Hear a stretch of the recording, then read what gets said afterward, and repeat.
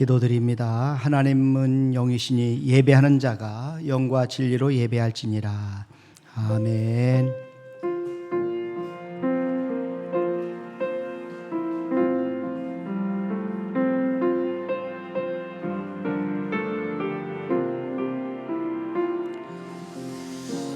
여호와는 나의 목자시니 내게 부족함이 없으리로다.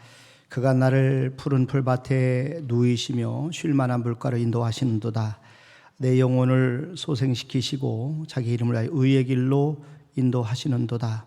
내가 사망의 음침한 골짜기로 다닐지라도 해를 두려워하지 않을 것은 주께서 나와 함께 하심이라. 주의 지팡이와 막대기의 나를 안위하시나이다. 하나님 아버지 감사합니다. 오늘 거룩한 주일날 저도 이렇게 하나님 앞에 정해진 시간에 가정에서 또 예배당에서 주님의 이름 모여서 예배로 영광을 올려드리게 하심을 진심으로 감사합니다. 저희들이 드린 예배를 하나님 받아 주시옵소서.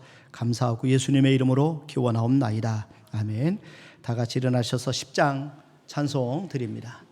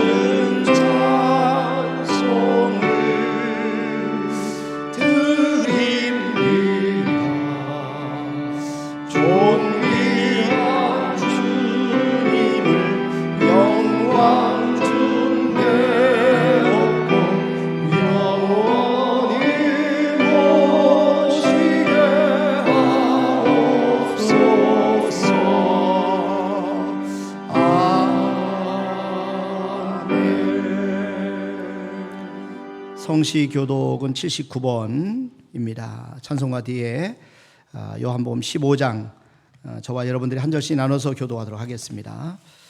나는 포도나무요 너희는 가지라. 그가 내 안에 내가 그 안에 거하면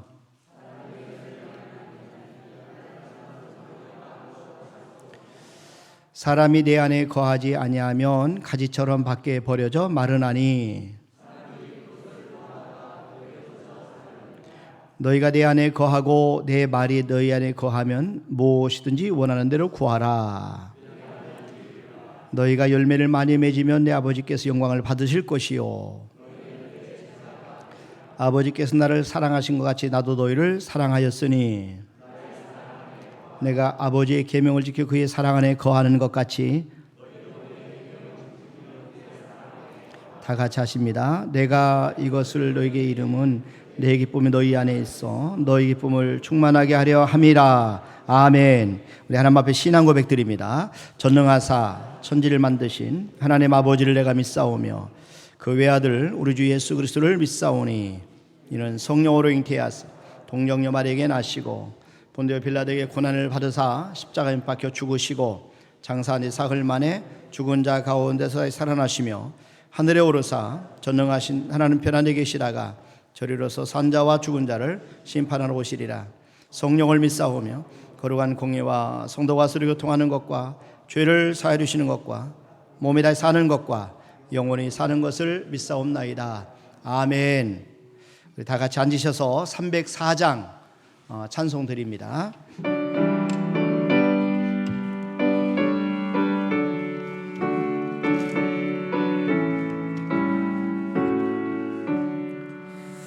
그 크신 하나님의 사랑 말로 다 형용 못하네.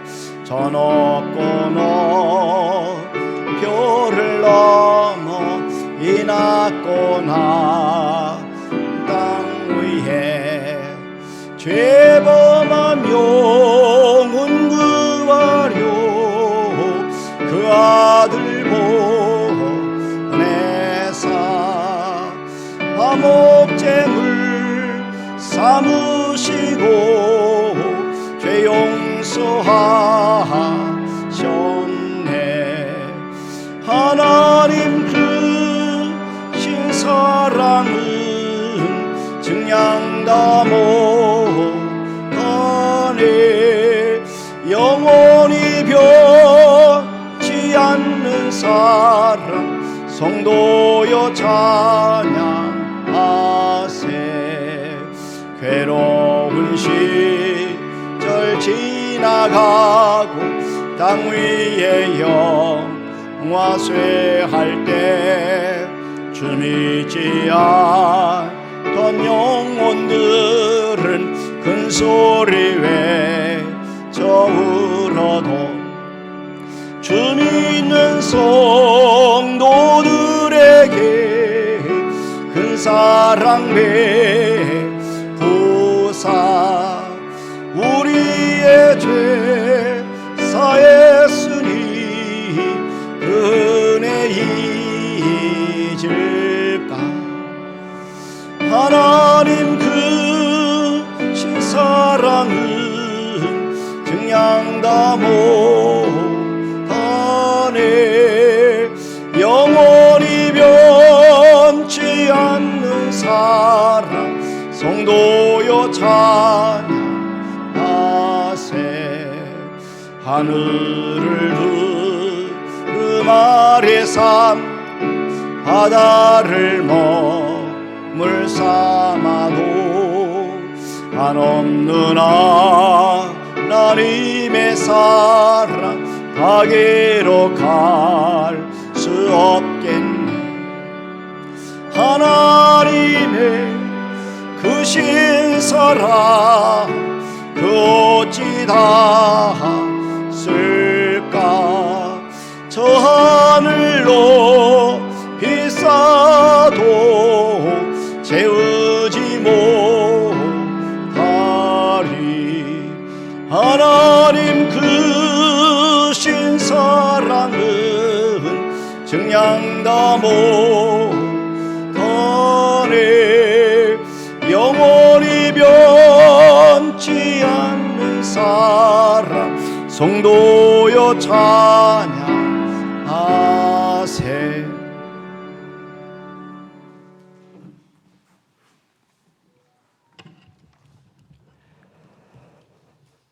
우리의 기도를 들으시는 사랑의 하나님 아버지, 참으로 귀한 날을 주시고 우리의 마음과 뜻과 정성을 모아 주님께 경배드리게 하시니 감사드립니다.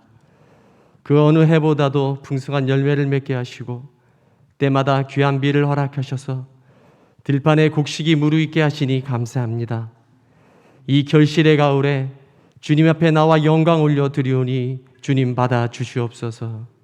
주님, 생각해보면 언제 우리에게 닥칠지 모르는 질병의 위험과 우리를 위협하는 불안한 현실 속에서도 항상 평안을 누리며 살게 하시니 감사합니다. 소년이라도 곤비하며 장정이라도 넘어지고 쓰러지지만 우리가 다시 일어날 수 있는 것도 나를 도우시고 새 힘을 주시는 하나님의 은혜임을 고백드립니다. 하나님, 약할 때 강함 되시는 주님을 의지합니다. 환난 날에 나를 도우시는 주님을 찬양하오니 주님, 우리를 지키시고 인도하여 주옵소서. 하나님, 이 나라를 돌아보시옵소서. 곳곳마다 먹고 살기가 참 힘들고 어렵다고 외치고 있습니다. 가족을 유지하는 것도 어렵고 자녀들에게 부모 노릇하는 것도 죄스러운 현실을 살아가고 있습니다. 중산층이 무너지고 무엇 하나 되는 것이 없는 현실 속에 무엇을 먹을지 무엇을 마셔야 할지 몸부림치는 이때에 정치하는 자들은 그들의 권력 잡는 것에만 관심이 있으며 교권은 무너지고 존경할 어른들도 찾기가 심히 힘들어진 세상입니다. 하나님, 이 땅을 불쌍히 여겨 주시옵소서. 자신을 들여 이 땅을 살리는 존경받는 지도자가 필요합니다. 진정 지금 이 땅의 광야에서 외치는 자의 소리와 같은 선지자가 필요한 때입니다. 하나님, 이 땅에 의인 10명은 고사하고라도 회개하는 죄인 10명이라도 있게 하셔서 하나님의 촛대가 옮겨가지 않도록 주님 이 땅을 긍휼히 여겨 주옵소서. 그래도 주님 앞에 힘써 전을 세워가길 애쓰고 힘쓰시는 아늘스 목사님과 전대진 목사님을 붙잡아 주시고 선한 목자와 같이 양을 위해 목숨을 내어놓기까지 애쓰고 힘쓰시는 가운데 있습니다. 주님 붙잡아 주시되 혹시나 지치거나 낙심하여 좌절하거나 포기하지 않게 하시고 이 땅에 주님이 바라는 교회를 세워가기까지 주신 사명 붙잡고 충성된 종으로 칭찬받는 귀한 목회자 될 수 있게 주님 붙잡아 주옵소서.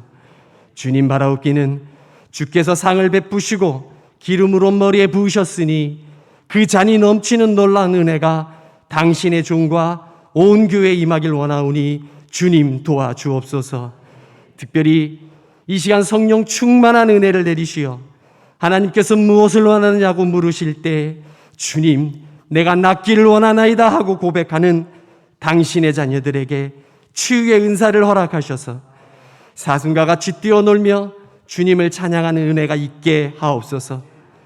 오늘도 주님의 말씀을 대언하실 사자 목사님 붙잡아 주시고 좌로나 우로나 치우치지 않게 마땅히 행할 길을 가르치게 하옵소서.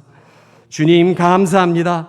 온 땅이 형형색색으로 아름답게 물든 이 가을에 주님의 창조의 놀라움을 찬양드립니다. 우리의 마음도 주님이 흘리신 사랑의 피로 물드는 감격의 예배가 되길 원하고 바라오며 우리를 구원하기 위해 십자가에 피 흘려 돌아가신 예수 그리스도 이름으로 기도드리옵나이다. 아멘.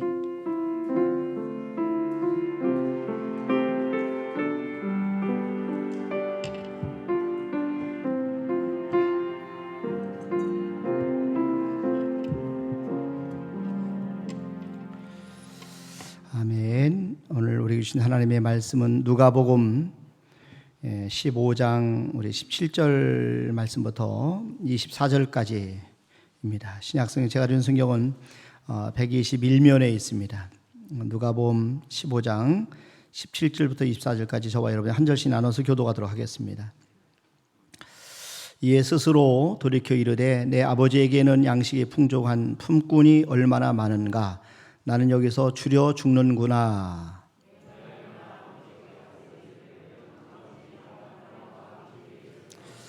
지금부터는 아버지의 아들이라 일컬음을 감당하지 못하겠나이다. 나를 품꾼의 하나로 보소서 하리라 하고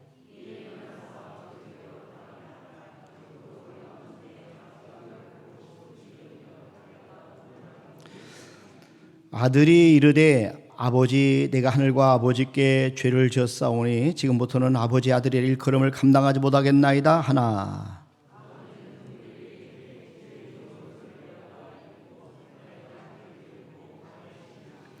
그리고 살찐 송아지를 끌어다가 잡으라 우리가 먹고 즐기자.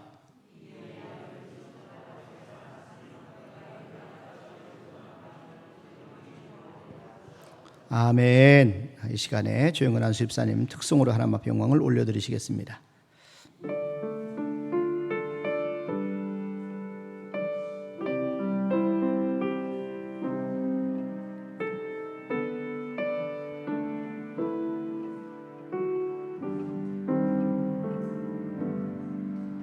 내 마음에 한 노래 있어 나 즐겁게 늘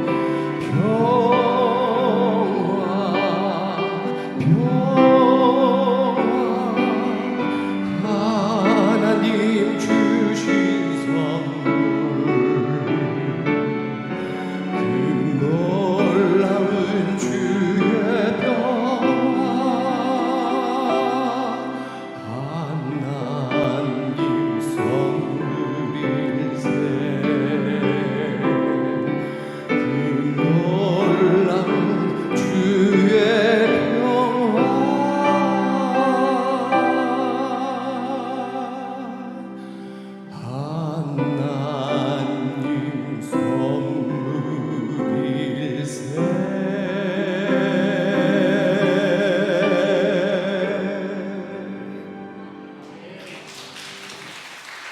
아멘. 감사합니다.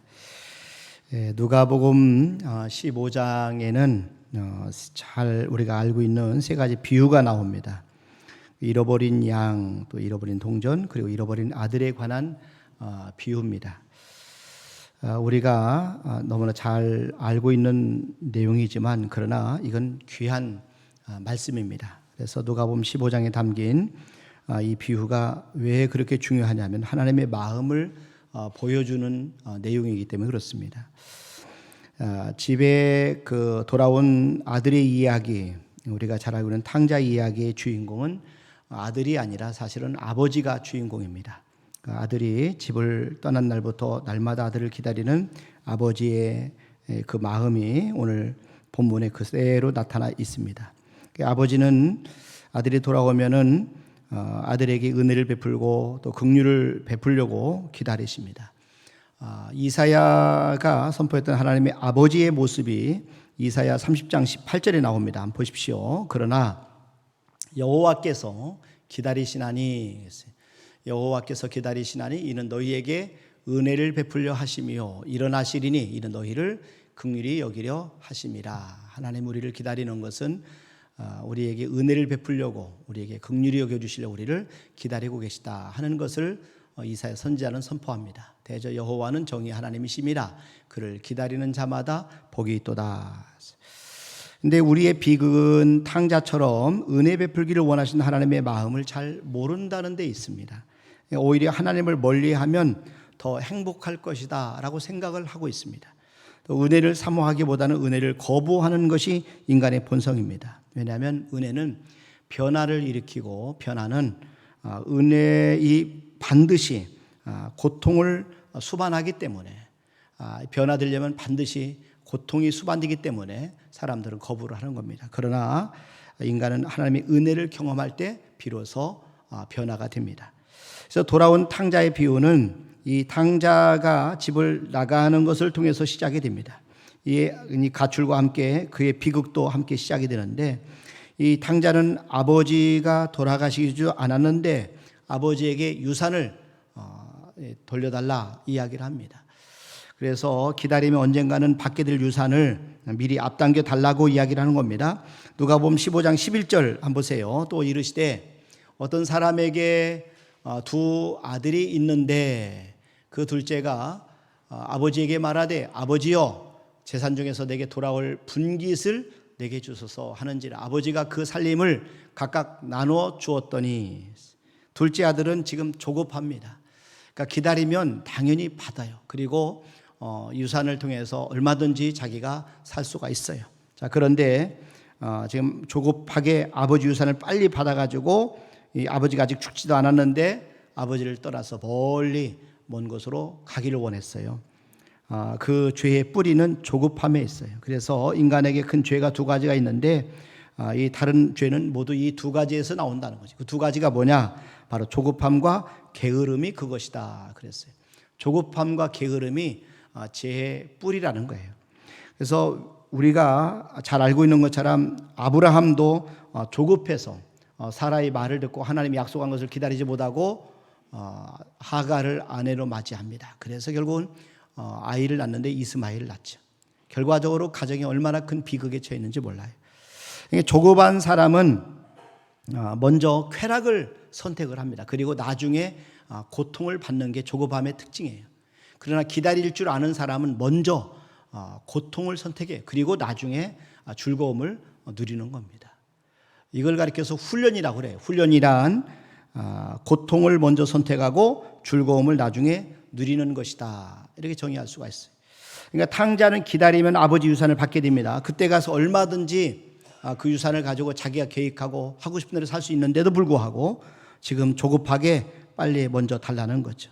그러니까 기다림이란 절제를 의미합니다. 그러니까 욕망을 다스리는 것이 기다림이에요. 자, 그런데 탕자는 행복이란 욕망을 채움으로 누릴 수 있다라고 생각을 한 겁니다. 그러나 행복은 욕망을 채움으로 오는 것이 아니라 욕망을 다스림으로 온다는 사실입니다. 이 탕자는 행복이 먼 곳에 있다고 생각했어요. 그래서 그는 재산을 받아가지고 먼 나라로 떠납니다. 자, 누가복음 15장 13절 말씀해 보세요. 그 후 며칠이 안 되어 둘째 아들이 재물을 다 모아가지고 이제 아버지한테 받은 재물을 다 모아가지고 먼 나라에 가. 거기서 허랑방탕하여 그 재산을 낭비하더니 먼 나라에 갔어요. 그러니까 그 후 며칠이 안 되어라는 말을 통해서 우리가 그가 얼마나 조급했는지를 볼 수가 있어요. 그가 며칠이 안 되어. 자, 이 며칠이 안 되어서 그가 재물을 다 모아서 먼 나라로 간 것을 보면은 그가 더 이상 아버지 집에 올 계획이 없다, 생각이 없다, 다시는 아버지를 만날 일이 없다, 이런 마음을 가지고 있는 것이죠. 자, 그가 가까운 곳에 아버지 집에 행복이 없다라고 생각을 하고 이제 나는 행복을 찾아서 먼 나라로 가겠다, 즐거움을 찾아서 먼 나라로 가겠다, 이렇게 생각을 했습니다. 근데 행복은 멀리 있는 것이고 행복은 스스로 찾아야 된다, 이렇게 탕자는 생각을 했던 것 같습니다. 그래서 그가 아버지 집을 떠나서 먼 나라로 간 겁니다. 그는 아버지 집을 떠나서 자유롭게 되면은 자기는 행복해질 것이다, 이렇게 생각을 했던 거죠. 자, 그렇지만 행복은 먼 데 있는 것이 아니에요. 가장 가까운 데 있어요. 우리가 놓치고 있어서 그렇지 행복은, 가장 소중한 것은 우리 가까이 있다는 거죠. 그러니까 행복은 우리가 쫓아간다고 우리가 잡을 수 있는 게 아니라 행복은 우리에게 오는 겁니다.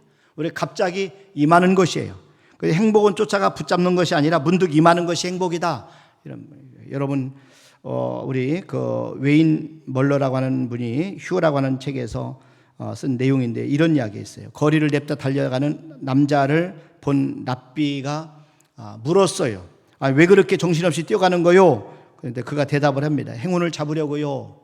행운을 잡으려고요. 랍비가 대답했어요. 어리석은 양반아, 행운이 뒤에서 쫓아오고 있는데 자네가 너무 빨리 달리는 바람에 잡지 못하는 걸세.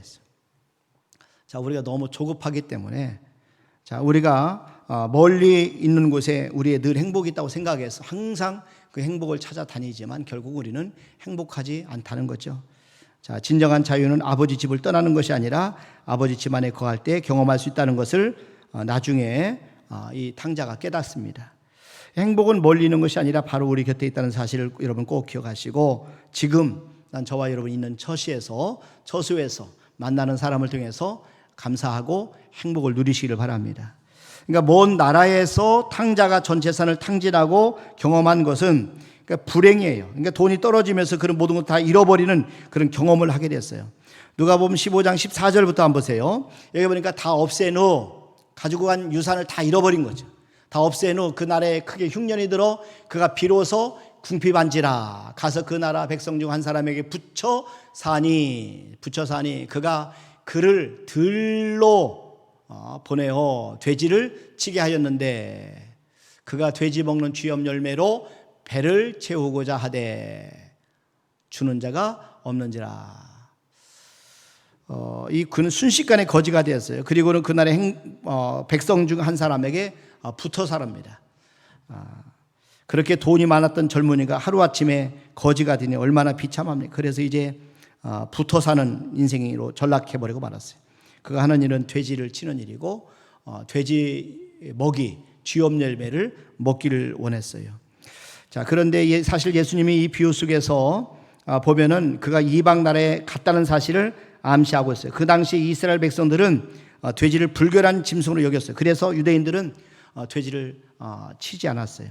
먹지 않았어요. 하나님께 바치는 제물에도 돼지를 사용하지 않았어요. 돼지를 가증한 것을 여겼기 때문에 그렇죠. 우상에게 제물로 바칠 때 돼지를 사용했어요. 그래서 이방인들이 돼지를 기른 거죠.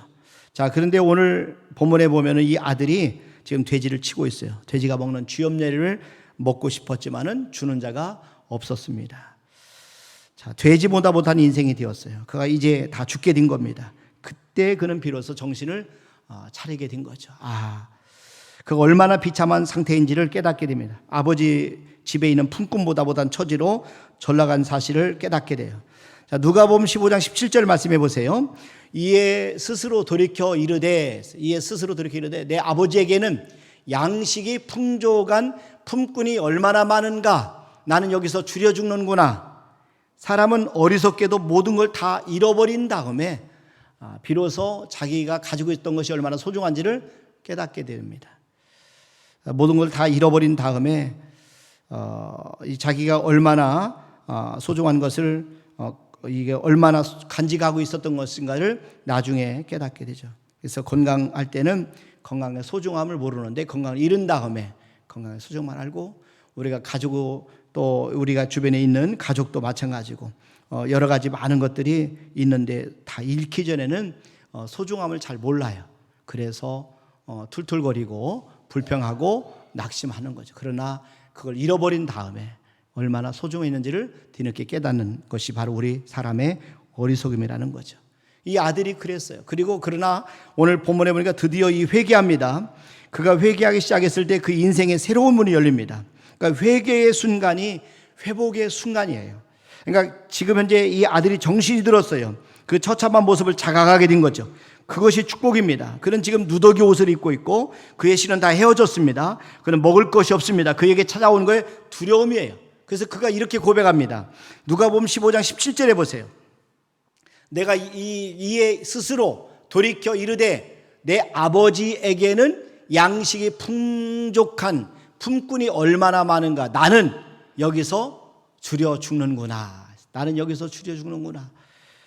그때 생각난 것이 아버지 집이었어요. 그가 붙어있는 이 주인은 인색한 사람이에요. 그래서 먹을 것도 특별히 돼지가 먹는 쥐염 열매조차도 주지 않았어요. 자, 그때 그는 처음으로 아버지가 얼마나 너그러운 분인가를 생각했죠. 아버지가 얼마나 은혜로운 분인가를 생각했죠. 아버지 집에 품꾼이 얼마나 풍족한지를 비로소 깨닫게 된 거죠. 그래서 그는 아버지께로 돌아가기로 작정합니다. 그리고 아버지 집으로 향하게 됩니다. 그래서 인생에서 중요한 것은 속도보다 방향입니다. 그러니까 회개란 방향을 바꾸는 거거든요. 그러니까 우리 임의적으로 내 살고 싶은 데 살다가 하나님이 마음에 깨달음을 주셨을 때 말씀을 듣고 돌이키는 게 회개입니다. 그럴 때 우리는 회복의 시작이 되는 것을 꼭 믿으시길 바랍니다. 여러분 누가복음 15장 18절에 보세요. 내가 일어나 아버지께 가서 이르기를 아버지 내가 하늘과 아버지께 죄를 지었사오니 지금부터는 아버지의 아들이라 일컬음을 감당하지 못하겠나이다. 나를 품꾼의 하나로 보소서 하리라 하고 이에 일어나서 아버지께로 돌아가니라. 아직도 거리가 먼데 아버지가 그를 보고 측은히 여겨 달려가 목을 안고 입을 맞추니. 여기 탕자가 귀향하고 있어요. 아버지 집으로 가고 있습니다. 자, 그렇지만 그는 두려워요. 아버지가 자신을 받아줄지 확신이 없어요. 당시 문화로 아버지의 유산을 미리 달라고 해서 떠난 자식은 호적에서 지워버릴 수가 있었어요. 그렇지만 그는 용기를 냅니다. 회개에 그런 고백을 하죠. 내가 아버지의 품꾼의 하나로 써주소서 이렇게 말씀을 드려야 되겠다 생각을 한 거죠. 여러분 누가복음 15장 18절 19절을 다시 한번 보세요. 아버지 내가 일어나 아버지께 가서 이르기를 아버지 내가 이런 하늘과 아버지께 죄를 지었사오니 지금부터는 아버지의 아들이라 일컬음을 감당하지 못하겠나이다. 나를 품꾼의 하나로 보소서 하리라 하고 나를 품꾼의 하나로 써주세요. 이렇게 고백하겠다는 그런 내용입니다. 그러니까 죄는 무서워요. 그래서 죄 때문에 탕자는 비참해졌어요. 열등의식으로 가득 차게 되었어요. 가난해졌어요. 그는 두려움의 노예가 되었어요. 이 죄 때문에 모든 잠재력을 다 잃어버린 거죠. 그의 정체성마저 상실했어요. 아버지 아들인데 이제 품꾼의 하나처럼 보소서, 품꾼의 하나로 써주소서 이렇게 고백을 하고 있어요. 그러니까 자기를 품꾼처럼 여기고 있죠. 먼 나라에서 품꾼처럼 살아왔어요. 그래서 그는 아버지에게 아버지 아들이 아니라 품꾼으로 여겨달라 이렇게 간청하기로 마음을 먹은 겁니다. 그러니까 스스로 무가치하다고 생각을 한 거죠. 나는 아버지의 아들이 아니라 품꾼의 하나다 이렇게 생각을 품꾼의 하나라도 내가 아버지 앞에 가야 되겠다 하면서 스스로 그런데 회개를 하고 있어요. 분명 아마 이런 고백을 하면서 내가 아버지께 내가 품꾼의 하나로 써주소서 얘기할 때 아마 생각할 때 많이 울었을 거예요. 혼자 많이 눈물을 흘렸을 거라고 생각이 됩니다. 하나님의 은혜 가운데 통회와 회개의 은혜처럼 귀한 것이 없어요. 그래서 독일의 영성작가 바실레아 슐링크가 통회와 회개의 은혜보다 이 세상에서 더 기쁜 것이 또 어디 있을까? 이 은혜보다 더 큰 은혜를 우리가 맛볼 수 있을까? 이렇게 이야기했어요. 그러니까 통회는 그 어원이 꺾어지다, 산산이 부서지다를 뜻하는 라틴어에서 왔어요. 그러니까 탕자가 당하는 이 고난을 통해서 산산이 부서진 겁니다. 그러니까 저와 여러분이 당하는 시련과 고난을 통해서 우리가 깨지고 낮아지고 회개가 일어나는 거죠. 이런 회개의 은혜가 하나님의 은혜입니다. 그래서 이 아들은 그 순간에 그가 자신의 처참함을 자각하기 시작을 하고 아버지의 관대함을 깨닫기 시작한 겁니다. 그래서 고난을 통해서 이 아들이 성숙해져 이제는 아버지께로 내가 돌아가겠다 그랬어요. 자, 18세기 수도원 사제 장피에르 드 코트가 성숙의 지표를 이렇게 말합니다. 우리가 성숙하고 있음을 보여주는 가장 확실한 지표는 우리의 처참함에 대한 자각이다. 그러니까 우리가 고난받을 때 깨닫는 정도에 따라서 우리가 성숙해졌다 하는 것을 볼 수 있다는 거예요. 그러니까 탕자는 통회하고 회개함으로 아버지 집을 향해 일어나 길을 떠납니다. 그리고 드디어 아버지와 만납니다. 거기서 그는 자신을 기다리는 아버지를 만나요. 근데 아버지는 둘째 아들이 떠나는 날부터 기다렸어요. 아들이 돌아올 때까지 매일매일 기다렸어요. 예수님께서는 이 비유 속에서 아버지가 얼마나 아들을 기다렸는지를 짧은 문장으로 보여주고 있는데, 여러분 누가복음 15장 20절 말씀해 보세요. 이에 일어나서 아버지께로 돌아가니라. 그래서 이에 일어나서 아버지께로 돌아가니라. 아직도 거리가 먼데 아버지가 그를 보고 치근히 여겨 달려가 목을 안고 입을 맞추니. 돌아온 아들을 아버지가 먼저 봐요. 집에 돌아오는 아들을 아버지가 먼저 봐요. 주님은 거리가 먼데 이렇게 말씀하잖아요. 거리가 먼데, 자, 아직도 거리가 먼데 아버지가 그를 치근히 그를 보고 그랬어요. 거리가 먼데 아버지가 그를 보고. 이런 보통 사람은 누군지 알아보지보다는 거리가 멀어서 저게 사람인지 아닌지를 모르고 저 사람이 누구지 모르는데, 그런데 아버지는 아들을 알아보았어요. 아버지가 나이가 많이 들었어요. 당시에는 안경이 없습니다. 자, 그런데도 불구하고 아버지는 아들을 알아봅니다. 아버지가 아들을 사랑했기 때문에 먼데도 불구하고 아들인 것을 금방 알아본 거죠. 사랑하면 거리를 초월해서 보게 됩니다. 그러니까 아버지가 아들을 보고 치근히 여겼어요. 이 아버지의 마음이 긍휼이 충만한 겁니다. 여기서 치근히라고 하는 말은 내장이 들끓어 오르는 그런 애틋한 사랑을 의미하는 거거든요. 그러니까 나이가 지긋한 아버지가 아들을 향한 그 사랑이 얼마나 절절한지 내장이 들끓어 오르는 것 같은 그런 절절한 마음을 가지고 아들을 사랑하는 거예요. 아들이 감히 상상하지 못했던 일이죠. 아버지에게 만나면 나를 품꾼 하나로 써주소서, 이렇게 내가 말씀을 드려야 되겠다 하고 용기를 내서 돌아오는 거거든요. 그런데 정말 아버지가 나를 받아주실까 걱정하고 염려하는 마음으로 돌아옵니다. 그런데 아버지는 아들을 보자마자 먼 데서 알아보고 달려가서 아들의 목을 안고 입을 맞춥니다. 바리새인들에게 당시의 이야기는 충격이었어요. 왜냐하면 이 구약에서는 아버지에게 완악하고 패역한 아들, 방탕하며 술에 잠긴 자식, 불순종한 자식은 그 성읍의 모든 사람이 돌로 쳐 죽이라고 명하셨기 때문에 그래요. 신명기 21장 18절 이해 보세요. 여기 보니까 사람에게 완악하고 패역한 아들이 있어 그의 아버지의 말이나 그 어머니의 말을 순종하지 아니하고 부모가 징계하여도 순종하지 아니하거든 그의 부모가 그를 끌고 성문에 이르러 그 성읍 장로들에게 나가서 그 성읍 장로들에게 말하기를 우리의 이 자식은 완악하고 패역하여 우리 말을 듣지 아니하고 방탕하며 술에 잠긴 자라 하면 그 성읍에 모르는 사람들이 그를 돌로 쳐 죽일지니 이같이 네가 너희 중에서 악을 제하라 그리하면 온 이스라엘이 듣고 두려워하리라. 이 허랑방탕한 탕자, 아버지의 유산을 미리 받아가지고 가서 탕진하고 돌아온 이 아들 역시 돌에 맞아 죽을 상황인 겁니다. 자, 이 정도 되면 아버지가 아니라 동네 사람들이 미리 붙잡아가지고 징계를 할 수도 있는 그런 상황. 그런데 아버지가 아들을 보고 달려갑니다. 다른 사람이 손대지 못하도록 먼저 달려가는 거예요. 아버지가 나이가 많으세요. 그리고 이 옷이 주렁주렁 부잣집이기 때문에 아주 옷자락이 주렁주렁한데 그 옷자락을 움켜잡고 정말 100m 달리게 하는 선수처럼 그렇게 달려가는 거예요. 누가 보면은 아니 어르신이 왜 저렇게 채신머리 없이 달려가지? 그런 모습으로 달려가는 겁니다. 이유는 아들을 사랑하기 때문에 그렇죠. 아들은 그런데 더러워요. 그 옷은 누더기 옷이에요. 아들은 냄새가 납니다. 품위도 없어요.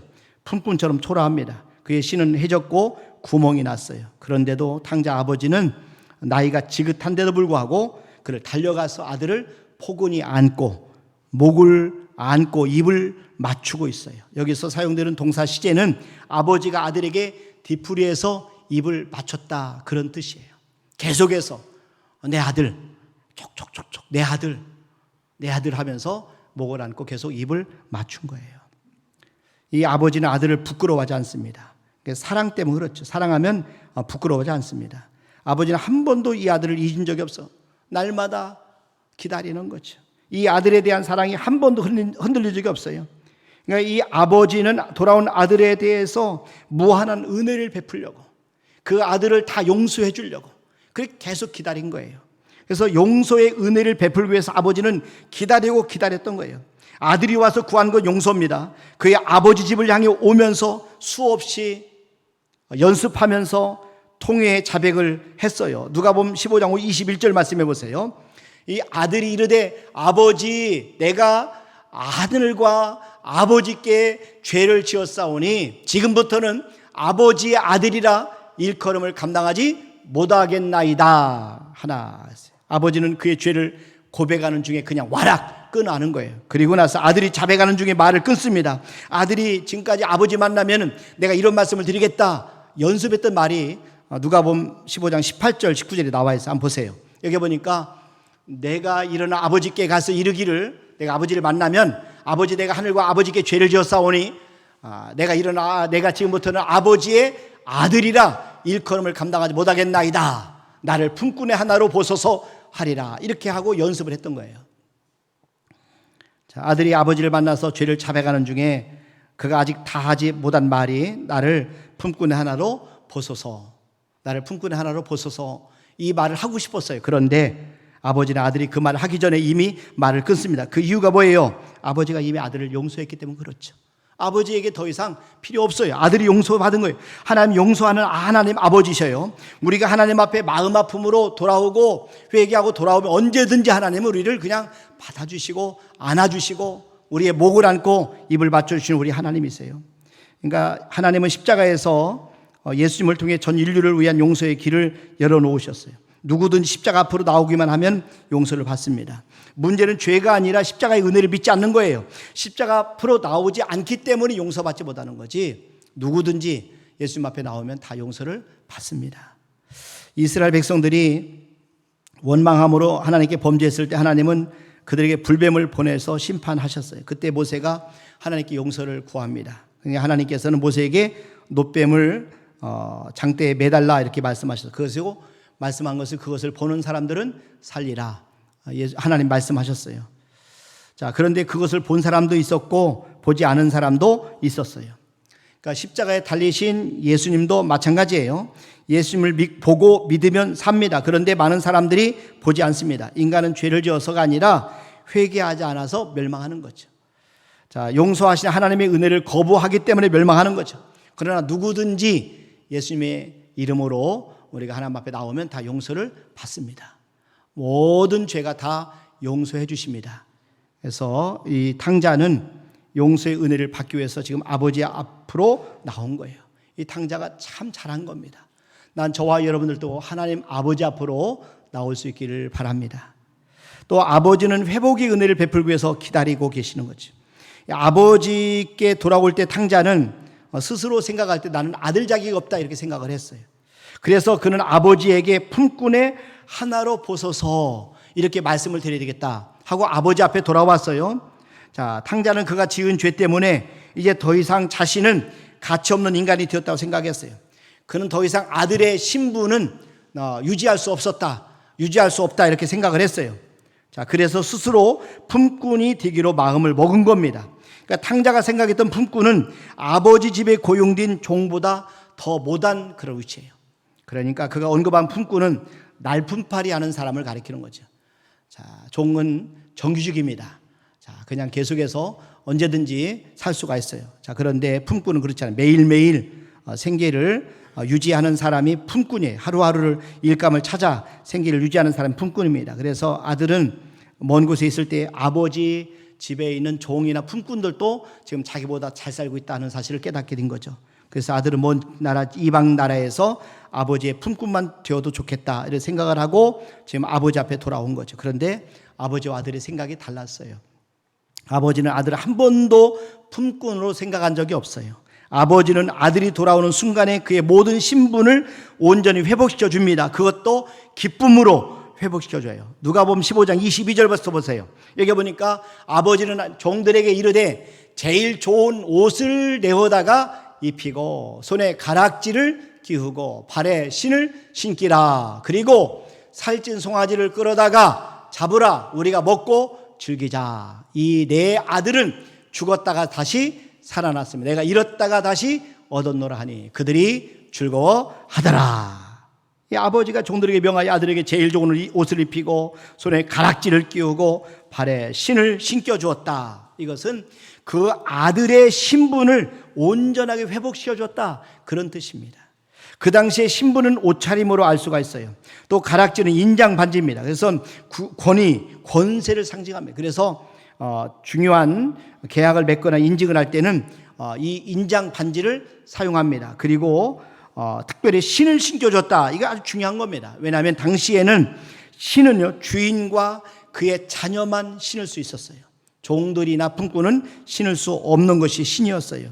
아버지에게 제일 소중한 것은 돈이 아니었어요. 아들이었어요. 아들의 생명이었어요.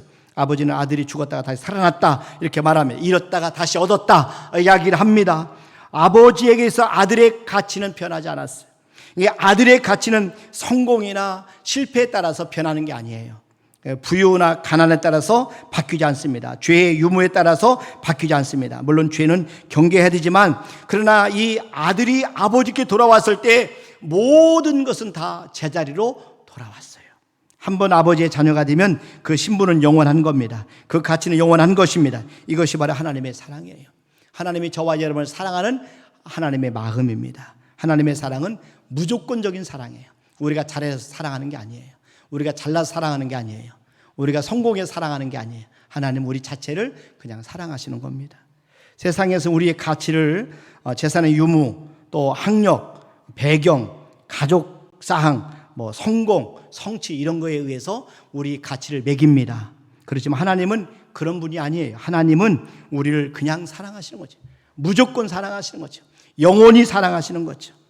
하나님 미워하시는 건 죄입니다. 그러니까 죄가 하나님의 자녀를 무력하게 만들고 열등하게 만들고 무가치하게 만들고 또 고난, 고통받게 만들기 때문에 하나님이 미워하는 것은 죄지 우리 하나님의 자녀들이 아닙니다. 하나님 우리를 믿어주시되 우리가 끝까지 영원토록 저와 여러분을 믿어주시고 사랑하시는 것이죠. 하나님 우리가 어떤 형편에 있든지 간에 어떤 모습이든 간에 하나님은 우리를 부끄러워하지 않으세요. 그러니까 우리를 끝까지 사랑하세요. 하나님의 은혜는 회복의 은혜입니다. 과거를 더 이상 문제 삼지 않는 은혜예요. 이전보다 더 큰 사랑을 느끼도록 우리에게 은혜를 부어주신 하나님이 바로 그 하나님이 은혜가 바로 우리에게 주신 하나님의 은혜입니다. 그래서 탕자의 비유는 하나님의 은혜에 대한 비유예요. 하나님의 사랑과 관대함에 대한 비유입니다. 하나님의 용서에 대한 비유입니다. 그래서 하나님 아버지는 은혜로운 아버지세요. 긍휼과 풍성함, 이런 사랑이 있으신 아버지세요. 모든 재산을 다 허비한다 할지라도 아들을 살리는 것을 최우선순위에 두는 것이 바로 하나님 아버지세요. 가장 소중하고 모든 것을 다 귀한 것을 희생하더라도 구원하기를 원하는 것이 바로 하나님 아버지의 사랑입니다. 그래서 하나님의 사랑은 무조건적인 거예요. 그래서 우리가 이 땅에 우리가 사는 동안에 저도 많은 잘못을 하지만 이 땅에 있는 아버지들이 잘못을 인해서 이 자녀들이 하나님을 믿을 때 이 하나님의 사랑을 온전하게 이해를 못해요. 왜 이 땅에서의 아버지, 육신의 아버지들은 보면은 자꾸 이 하나님 아버지와는 전혀 다른 모습으로 우리에게 보여주거든요. 그런데 우리 하나님의 사랑은 우리를 회복시켜 주시고 우리가 상상할 수 없을 만큼 우리에게 좋은 것을 주시는 하나님이세요. 그래서 우리의 행위와 성공과 실패에 상관없이 우리 존재만으로 기뻐하시는 분이 우리 하나님 아버지세요. 그래서 하나님 우리가 죄를 지을 때 죄로 인해 받게 될 고통 때문에 마음 아파하시지만 그러나 우리가 회개하면 언제든지 우리를 안아주시고 우리에게 달려오시고 우리를 기다리시는 하나님이십니다. 우리에게는 지금 새 옷이 입혀져 있어요. 그건 예수님의 의의 옷입니다. 우리에겐 새 신이 신겨져 있어요. 복음을 전하는 아름다운 발에 신겨주신 신이에요. 평안에 예비한 신입니다. 우리 손에는 인장바지가 끼워져 있습니다. 이건 예수님의 권세입니다. 천국 열쇠와 같아요. 그래서 우리가 예수님의 이름을 무엇을 구하든지 하나님은 다 응답해 주시는 놀라운 권세를 하나님 우리에게 주셨어요. 그래서 우리는 가치 있는 하나님의 자녀입니다. 주님 안에서 난 저와 여러분이 자신감을 갖기를 주님의 이름으로 축원합니다. 당당함을 갖기를 바랍니다. 우리 안에 성령님의 능력이 함께 하시는 것을 꼭 믿으시길 바랍니다. 전능하신 하나님 우리 아버지셔요. 사랑이 많으신 하나님 우리 아버지셔요. 우리가 정말 잘 되기를 원하시는 하나님이 우리 아버지셔요. 우리는 품꾼이 아닙니다. 하나님의 사랑을 받는 하나님의 자녀예요. 이 나라의 상속자예요. 하나님 나라의 상속자입니다. 여러분 하나님을 두려워하지 마시길 바랍니다. 누구든지 하나님 앞에 나오면 하나님이 다 안아주시고 우리를 기다리시니까 하나님 아버지 집으로 돌아오시길 바랍니다. 참된 안식은 하나님의 사랑 안에 있습니다. 우리의 가치는 결코 변하지 않습니다. 하나님의 자녀된 우리의 신분은 결코 바뀌지 않습니다. 하나님의 사랑 안에서 기뻐하시고 안식하시고 풍성한 삶을 누리시기를 주님의 이름으로 축원합니다. 이 시간 전대인 목사님 나오셔서 찬양으로 영광 올려드리시겠습니다.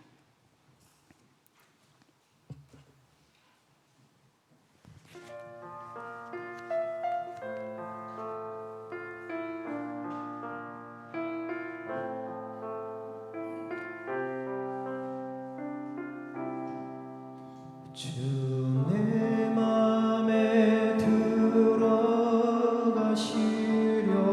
하네 왜 모시지 않느냐 이 세상에 그 누가 막으리요 너의 대답 무엇이냐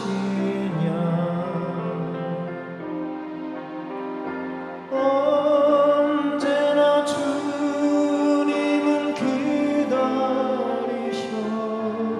지금 기다리시도다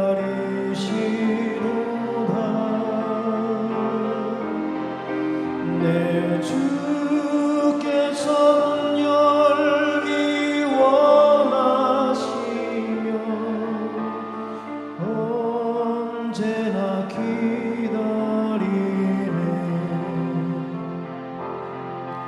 너 주님께 한 발을 디뎌놓으라 주께서 기다린다 주 예수님 맘속에 영접하며 주께서 함께하네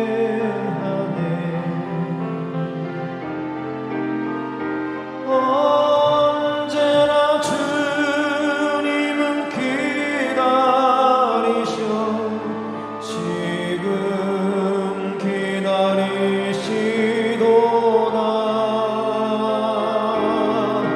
내 주께서 문 열기 원하시며 언제나 기다리네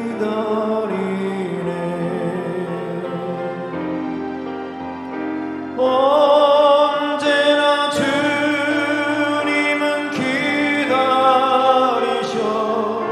지금도 기다리시도다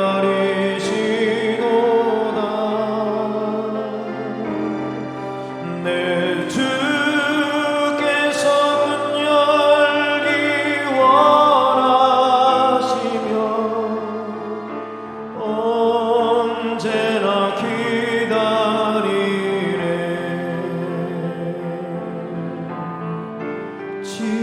지금도 기다리네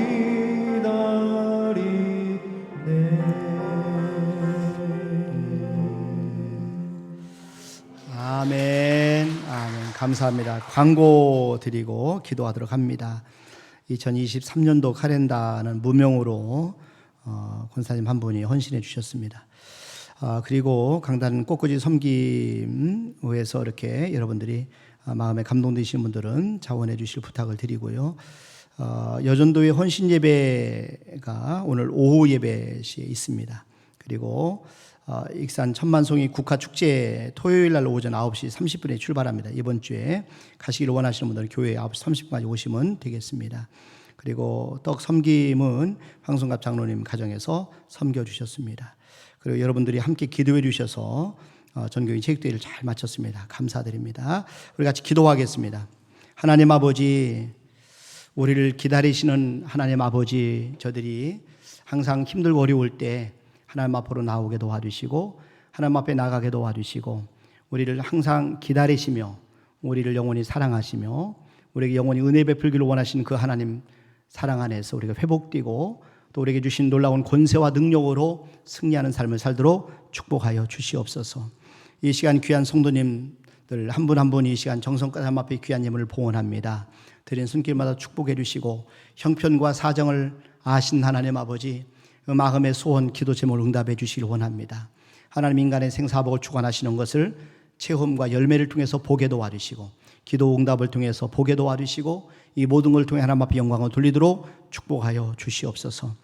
혹여나 어려움 가운데 있는 성도가 있습니까? 하나님 위로해 주시고 속히 그 곤경을 돌이켜 주시길 원합니다. 하나님의 능력으로 또 하늘문이 열리는 역사로 인하여 회복되게 도와주시고 역전되는 은혜 또 기적과 표적이 나타나는 역사들이 일어나게 도와 주시옵소서. 하나님 앞에 이 모양 저 모양 헌신하는 우리 성도 한 분 한 분을 주께서 기억하시고 하나님의 선함으로 갚아주시되 약속한 말씀대로 30배 60배 100배로 갚아주시고 천대까지 하나님의 은혜가 흐르도록 축복하여 주시옵소서. 감사하고 예수님의 이름으로 기도하옵나이다. 아멘. 이제는 우리 주 예수 그리스도의 은혜와 하나님 아버지의 무한하신 사랑하심과 성령님의 교통하심과 충만하심과 내주하심과 역사하심이 머리새 남 앞 영광을 돌려 우리 모든 성도들 위해 이제로부터 영원토록 함께 하시를 간절히 축원하옵나이다. 아멘.